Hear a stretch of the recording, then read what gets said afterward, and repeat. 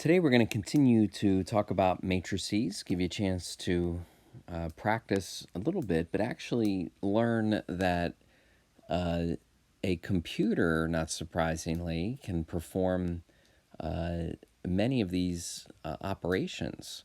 Now, when we say computer, what we're actually talking about is Desmos.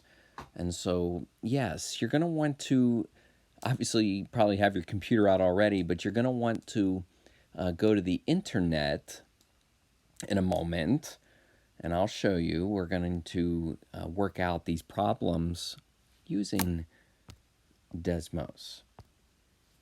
All right, well, here, keep the paper handy. Oops, that's not what I wanted. Let's go to the internet. And what I want you to do is I want you to go to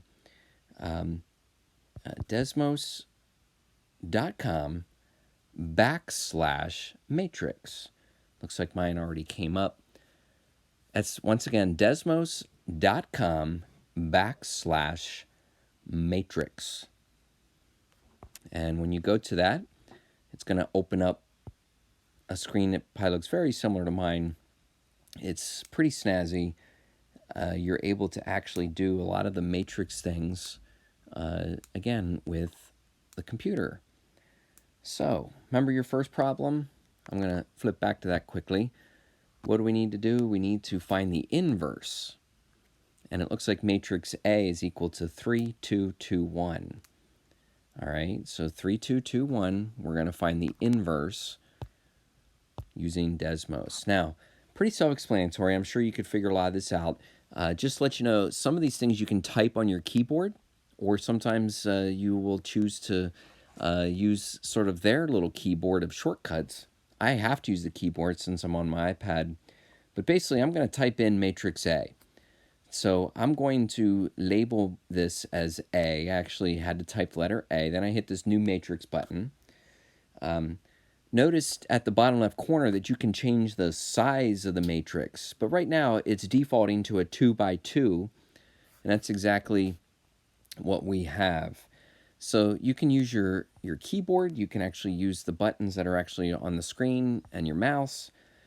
Use the enter button if you want to kind of... actually, wait a minute. I don't know if you want to use the enter button. I think you want to use the tab button or the arrow keys. Right, because if you hit the enter button, you actually get like a new line where you can enter a command. And the command that we want to do is the inverse. And so what I actually have to do is I have to still type matrix A, and then this inverse button, it's the one right below the letter F. The inverse button, again, it's right below the letter F, is going to, find the inverse of A. And here it is over on the right-hand side, -1, 2, 2, -3. Almost too easy, but indeed that is the inverse. What was it again? -1, 2. I actually forgot. 2, -3. Now, I can't help myself but to make sure that you guys still know how to do this without a calculator. And I know that takes a little more work, but you have to find the determinant. That's 3 minus 4. 3 minus 4 is -1. You have to write 1 over -1. Then you have to do switching of the main diagonal. So I have a 1 and a 3. And then the secondary diagonal becomes opposite. Now remember, this number out front, this is actually just equal to -1. And so you're basically going to multiply everything on the inside by -1. And lo and behold, what do you get? You get the same answer. Well, that was pretty nice, though, because we used the Desmos to find that. How about the determinant? Can Desmos do a determinant? Yeah, of course Desmos can do a determinant. Now I want to show you that we don't have to call it by matrix A. We can call it matrix B. Remember, I still have to hit new matrix. And I'm going to insert my 4 entries. 4, -1, 2, 3. Now, the determinant, yep, you see it at the very bottom. It's DET. So I can do the determinant of B. And out pops that single number, 14 to be exact. Now, determinant would be pretty easy to do even without Desmos, because remember, all you got to do is multiply the diagonals and subtract. But remember to subtract, that's part of the formula. And so that's why this also comes out to be 14. We should probably label this a little bit better, maybe use like some vertical lines, or we could even say DET. What do we got here next? Looks like we want to do some matrix multiplication.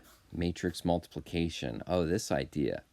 Well, again, you can do that without Desmos, but I want you to see that you can do it with Desmos. Also want you to see at the sort of, I can't write on my screen here, kids, but we've got the clear button, and then it says clear all, and you can sort of start over. That's kind of nice. You can start over. And you know what? You can also just click New Matrix. You don't have to type the letter A, but I like to do that just to kind of be sure. But in any case, I'm typing in a new matrix A and a new matrix B. Oh, it has to be a little bigger, so I'm going to have to increase the columns. Down here at the bottom, do you see where I'm pushing? You can increase the columns of matrix B. And again, I can input my 6 entries, 0, -3. What else do we have here? Whoops, 7, and 1, 2, -4. Now, once I get those two matrices in there, I want to multiply them together. I do have to say that. I have to say A multiply B. And bingo, out pops my 6 answers. Pretty easy, eh? Well, we're going to use this Desmos to be able to do some more complicated things, but right now, I just want you to have an opportunity to practice with this. Let's make sure we get these answers. 1, -1331. What happened? 1, -1331. How's my short-term memory? Was that right? And 2, 7, -15. 2, 7, -15. Oops, it was +1. 2, 7, and -15. So, I want you to continue to use the matrix feature with Desmos. You have some new problems to try here, and there are also a few more on the back. So let's get these right. Practice using the desmos.com/matrix. Might be something that you actually want to bookmark, or just don't forget that address. Good day.